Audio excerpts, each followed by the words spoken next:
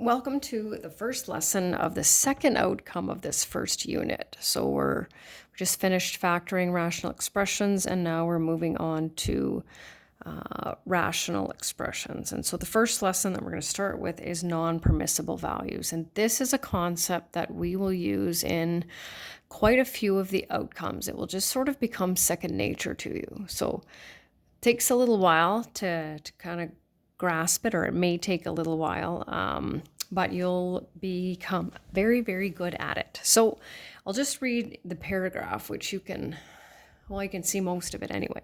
When we use rational expressions and have variables in the denominator, we must identify the non-permissible values, or NPVs.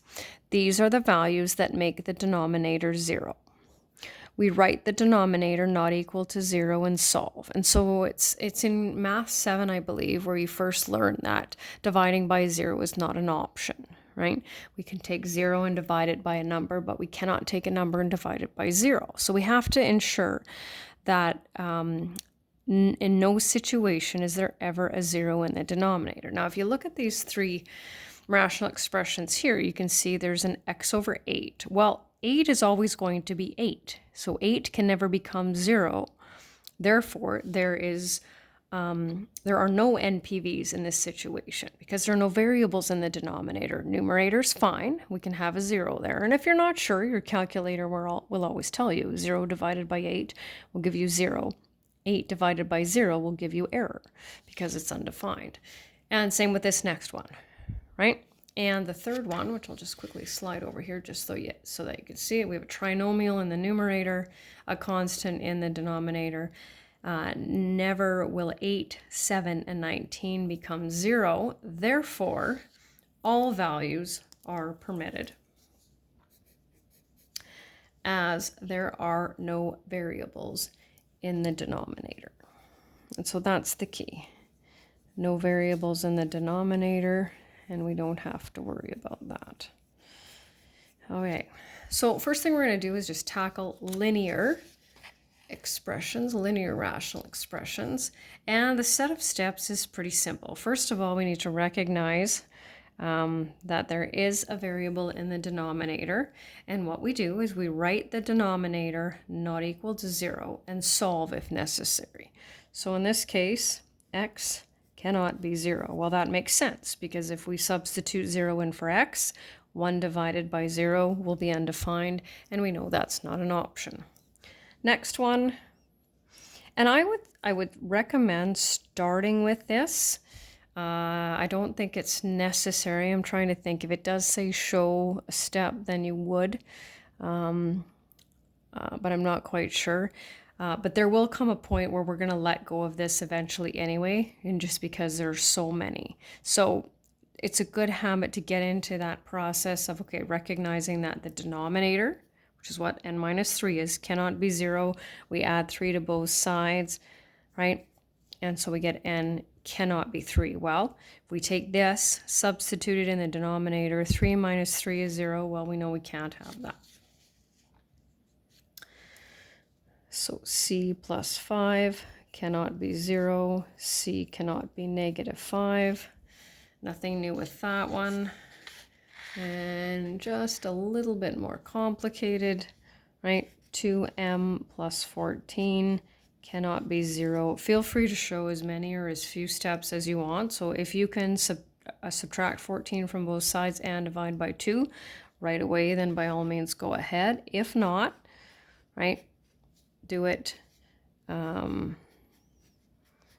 one at a time. And if you want, if you're not quite sure, 2 times negative 7 is negative 14 plus 14, right? So that's the value when substituted in the denominator. We'll make that 0 minus 5. So of course we can add 5 to both sides and divide it by 4. We're going to keep it in fraction form because, well, this is pre-calc 20. And the last one here for the linear side, 3y plus 1 cannot be 0. Well, I'll go with 3y is not equal to negative 1. Divide both sides by 3. And we have y cannot be negative 1/3. And you'll see a little bit later on in the unit why this is more meaningful. But for now, we'll just leave it there.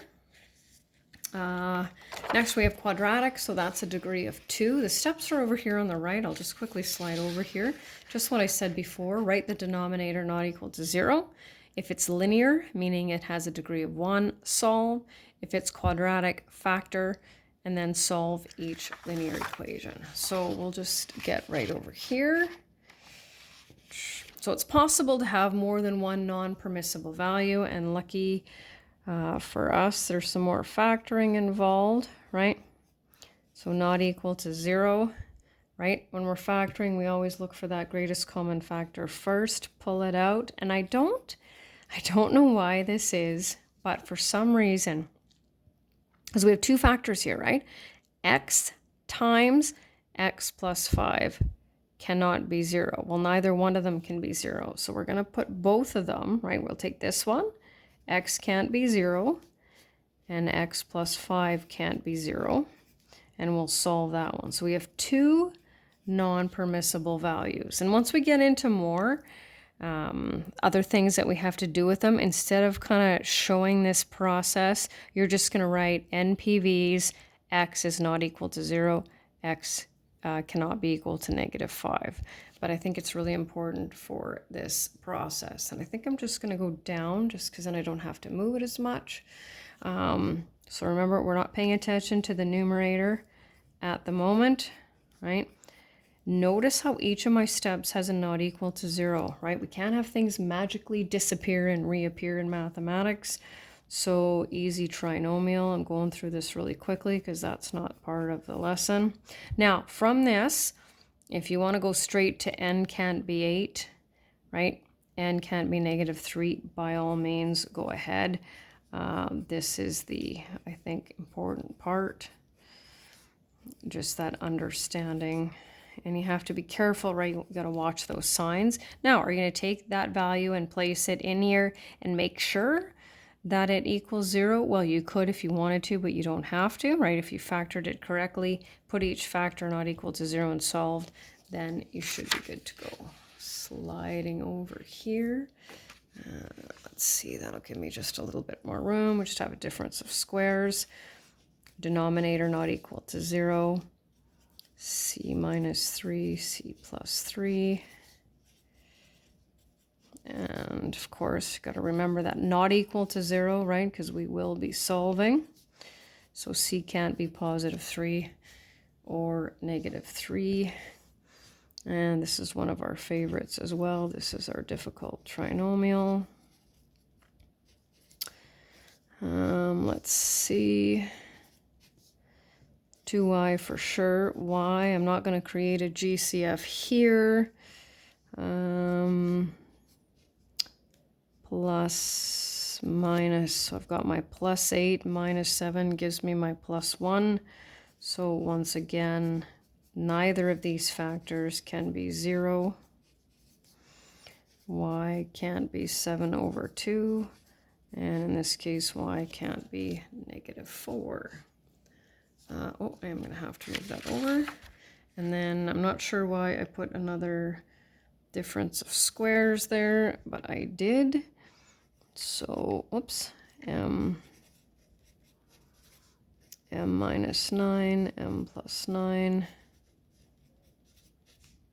M can't be 9 or -9. And the last one is another difficult trinomial. We ended up with a perfect trinomial square where we have 2 identical factors. Of course, you only need to write it once. Denominator not equal to 0. I know it's going to be, let's see, I'm running out of room. It's going to be 7 and 1. And my guess is 2 and 3. Let's see if I go 3 here and a 2 here. 14 minus 3, that does work. So 2m plus 1 cannot be 0. And 3m minus 7 cannot be 0. So m can't be -1/2. and m cannot be 7/3. And that's the end.